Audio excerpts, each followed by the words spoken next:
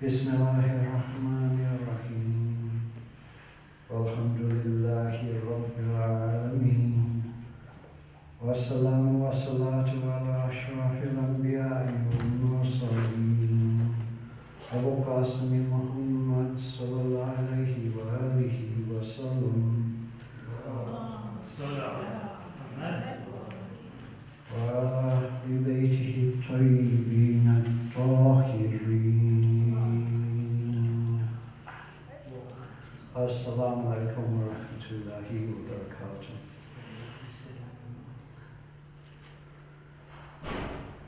I had planned to begin today by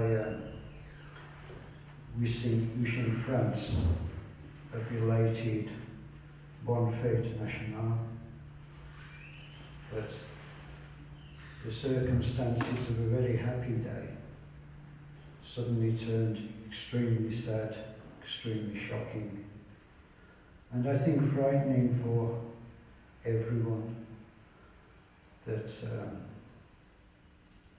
a truck rampaging through the streets of Nice during a festival killed so many people, and people are still dying from this. And so it falls onto me to speak on behalf of, I think, all the communities, certainly for the Al-Mahdi Institute and for the Association of British Muslims, that our sympathy and our prayers are with the victims of this attack, whatever caused it, whatever that person driving the truck thought he was doing.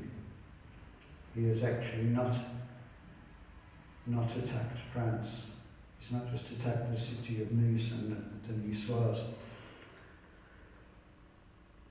He's not just attacked the whole of Europe.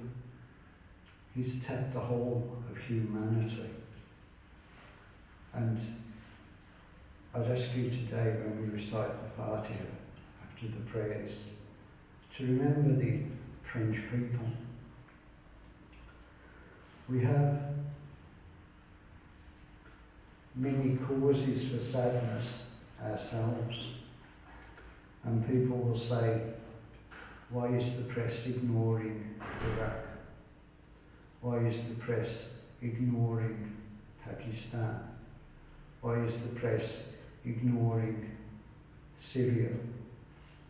All places where Muslims are dying. But are we really a people who only feel sympathy on condition? Are we going to introduce a reciprocal rule that I will only feel sorry for your relatives if you feel sorry for mine? I will only pray for you if you pray for me. I will only give you justice if you give me justice. I suggest this is not the Islamic way. This is not our way. This has never been true to Islam. Imam Ali alayhi salam, before the Battle of Siffin, gave access to the waters of the army of Muawiyah, his bitterest enemy. He gave water to the people who would kill his children, poison them, slaughter them on a battlefield, slaughtering Al-Hussein like he was an animal that we won't mention, hacking his throat through. And yet the Imam, aware of the nature of his enemies, gave access to water. This would not be reciprocated, as we see on the battlefield of Karbala. Al-Hussein alayhi salam and his companions, his family, are denied water by the oppressors. The lesson of this in our history is that we are people who do not deny the rights of our enemies. The right to water, the right to life, the right to worship as they feel fit, and the right to govern their countries as they see fit, as long as they don't breach the fundamental rights of the human being. Only then do we become their critics. Only then can we even consider becoming their enemy. The choice of enmity is not ours, and neither is the course of forgiveness and the prayers for those who are injured, killed, maimed, their lives destroyed by those who carry hate in their hearts.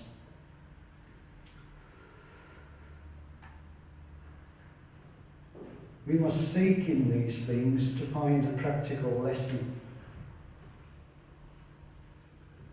something that we can do. Have you ever visited someone who's bereaved?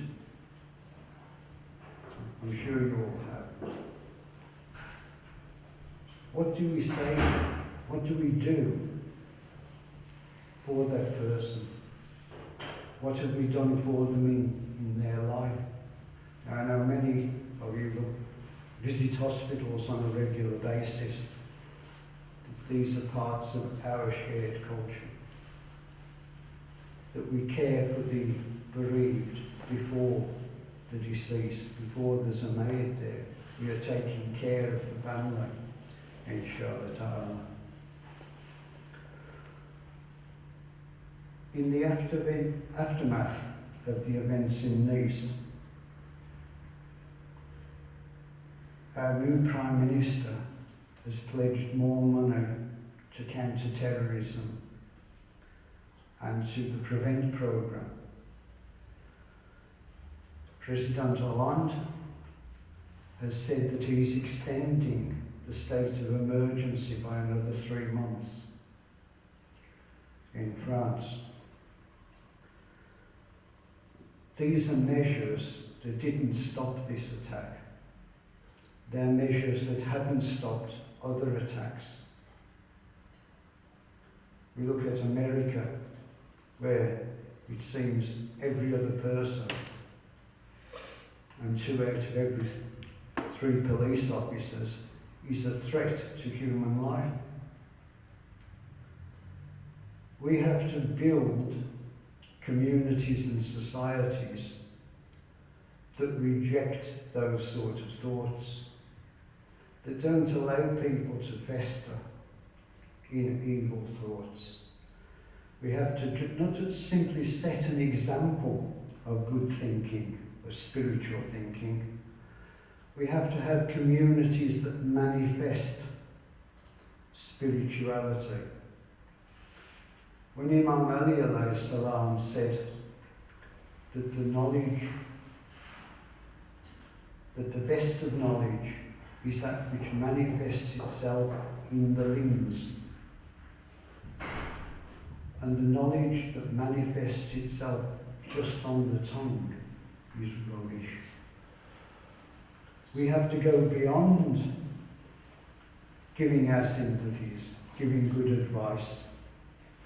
We have to move into doing things that the society as a whole, our neighbours, our friends, and our enemies recognise as being beneficial.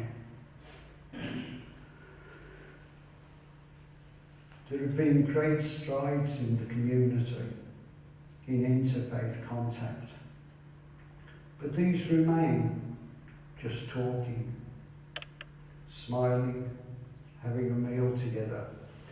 How do we progress this contact into further and concrete forms of our spirituality? Our mosques, our centres of learning, our imam bargas are great public centres. Surely through these we should be manifesting the love of Allah subhanahu wa ta'ala for the whole of humanity. We are not becoming a new faith or becoming Christians, inshallah, by interfaith contact. We should be manifesting the best, the very best of what Islam is to each of us. Each one of us becomes an ambassador for Islam, for the Prophet sallallahu alaihi wasallam, and for Allah subhanahu wa ta'ala. We need to use our centres as places where anybody can turn for help. What would we do if an event like has happened in Nice, happened in Birmingham tonight? What would we as a community do to cope with that? Have we got medical centres on standby? Have we got counselling services? Have we got groups of people who can mobilise to go into such an event, even if it's only to take a bottle of water? A bottle of water can save a life when someone's in shock. This is how we should manifest what we're doing. We hear lots of talk about being soldiers for the Imams, and people have Zulfikar hanging on their wall, usually a blunted blade, I've observed, but it hangs there the same. Wouldn't we be better if instead of a sword we had a first aid kit hanging there? I'm not saying every one of you has to go out and buy a first aid kit and train to use it. Because of course a first aid kit in the hands of the untrained is probably more dangerous than a blunt sword. But we, as an organisation within the broader community, have a responsibility to ensure that that organisation pulls its weight. That we are not always seen as building a beautiful mosque, because that's what we enjoy, but we are seen to be performing our duty to humanity. Bismillahirrahmanirrahim. وَالْعَصْرِ إِنَّ الْإِنسَانَ لَفِي خُسْرٍ إِلَّا الَّذِينَ آمَنُوا وَعَمِلُوا الصَّالِحَاتِ وَتَوَاصَوْا بِالْحَقِّ وَتَوَاصَوْا بِالصَّبْرِ. اللهم صل على محمد وآل محمد. اللهم صل على محمد وآل محمد. اللهم صل على محمد وآل محمد. أعوذ بالله من الشيطان الرجيم. بسم الله الرحمن الرحيم. فاذكروني أذكركم. The first phrasal sentence of a verse of Quran. So those who remember me, I remember them.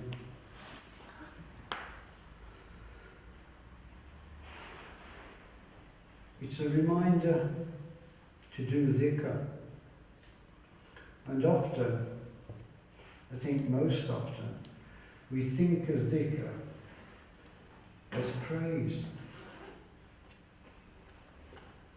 We think of just the glorification of Allah subhanahu wa ta'ala and the recitation of Quranic ayah. Is that all that there is in that sentence? I'm afraid I know I'm making work for you, but if you don't do the work, I certainly won't. Why did Allah subhanahu wa ta'ala say, remember me?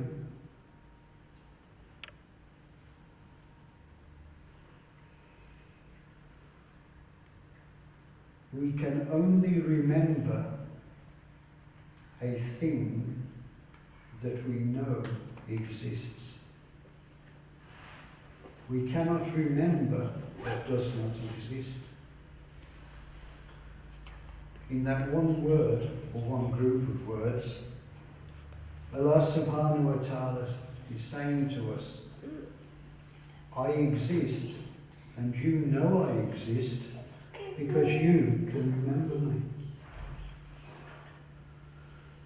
We hear all the arguments given about this scientific proof in the Quran, or that scientific proof, or this social proof, all of which actually prove to the non-believer nothing at all. Stating the truth, the obvious truth, is not a proof of the source of truth. This was one of the big problems that philosophers like Kant and Kierkegaard were discussing at the start of the 19th century. Can we use reason to prove the existence of the absolute divine? And of course the answer is no. As you all, I'm sure, read your Tawzih al-Messiah every morning before you set out on your daily duties, the first page of every Tawzih al-Messiah starts with, belief is not wajib. Belief has to come from the heart of the believer. And then all the laws I'm going to write out for you apply to you in the performance of that belief. It's an assumption of our Shari legal system that you remember Allah subhanahu wa ta'ala, and that's why you obey the law. Socrates continually said, I am not a teacher. I don't teach anything to anyone. And yet he's considered one of the great teacher philosophers. What Socrates believed was that the knowledge was already in the human being, and that by demonstrations, questioning and discussion, he would cause that person to remember what they already knew. Now, we're not discussing here knowledge like it's time for dinner, because that is contingent upon an empty stomach. We're discussing the keys to understanding. In one of his dialogues, he makes an illiterate, unnumbered slave perform the Pythagorean calculations to work out the length of the hypotenuse of a triangle, without telling him what to do, by questioning what he does. And he stands back and says, therefore the knowledge existed within that human being, the knowledge of calculation. And of course, many modern scientists talk about language being programmed into us genetically. So these are no longer simply the speculation of philosophers and theologians, that they have some basis in scientific truth. Sorry, I've been arguing on a course for about 2 weeks with someone about subjective and objective truth. It's been great fun, very good exercise. So, what we remember when we remember Allah subhanahu wa ta'ala is something, some being who exists. And the proof is our remembrance. But he then says,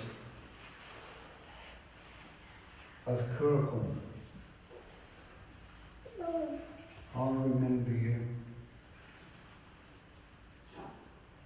Well, I'll remember them. To be more grammatical. You remember when Bibi Fatima was praying for everyone on one of the nights of Ramadan?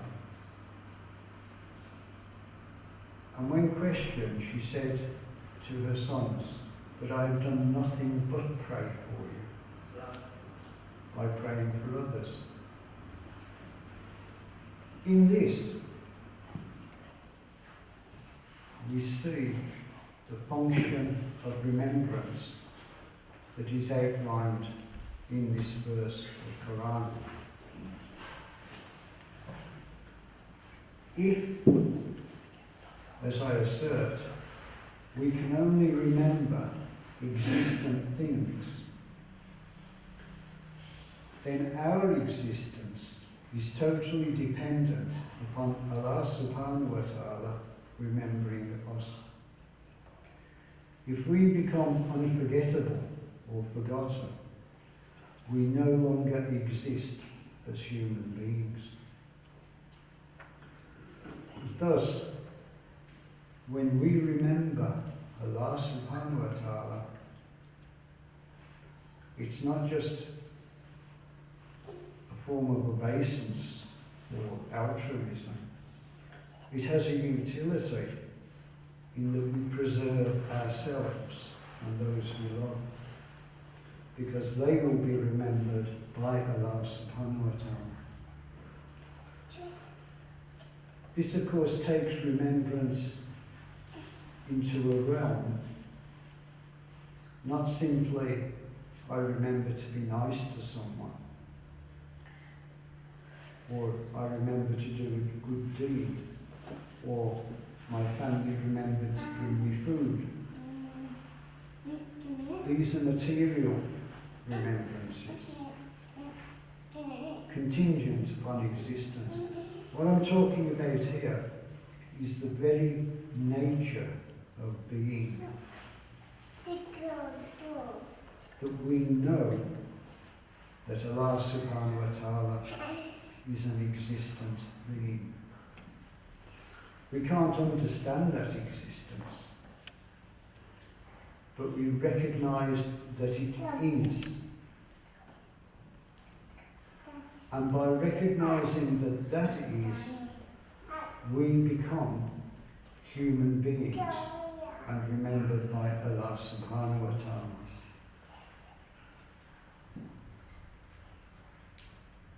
This is quite simple once you work through the conceptuality. It's essential that only by remembering Allah subhanahu wa ta'ala and that our existence is dependent upon Him, that our actions become praiseworthy and rewardable. Not the praiseworthiness of other people, but to be praised by Allah subhanahu wa ta'ala.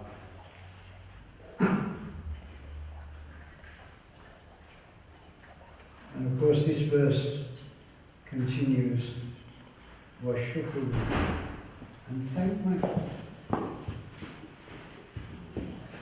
Again, we can only thank what we know already exists. So this isn't just simply saying, it's your duty to be grateful. It's saying, recognize the reality that you know. When you thank Allah subhanahu wa ta'ala, you are confirming the recognition, the remembrance of His existence, which is the most powerful formula. And only after that does Allah subhanahu wa ta'ala say, وَلَا تَكْفُرُونِي, don't conceal me. Don't become one of the concealers. Be open and honest of your belief. This is a whole pathway of existing, of being a Muslim, summed up in the most concise manner possible.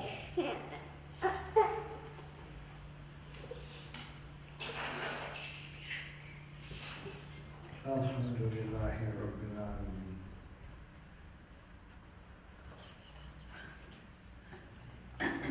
We have to remember that if He subhanahu wa ta'ala forgets us, it's we who cease to be.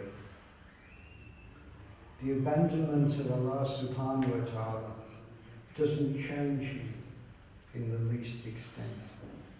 But it's the path to personal destruction. To destruction that I and many others find more horrible than fire, more horrible than the torture of the grave.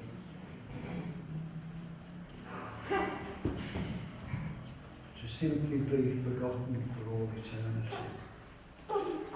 To never have been.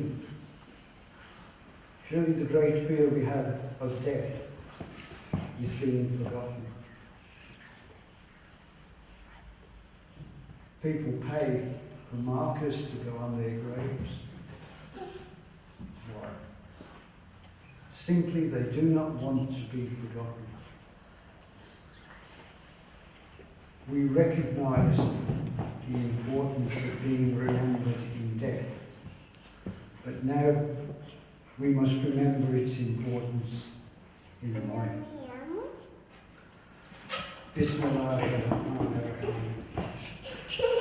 Allahumma salli ala Muhammad wa ali Muhammad wa ala Fatima bint Muhammad wa ala Abu Talib wa Hassan ibn Ali wa Hussein ibn Ali wa Ali ibn Hussein wa Muhammad ibn Ali wa Ja'far ibn Muhammad wa Musa ibn Ja'far wa Ali ibn Musa wa Muhammad ibn Ali wa Ali ibn Muhammad wa Hassan ibn Ali wa Al-Mahdi Institute Muhammad ibn Hassan Al-Mahdi.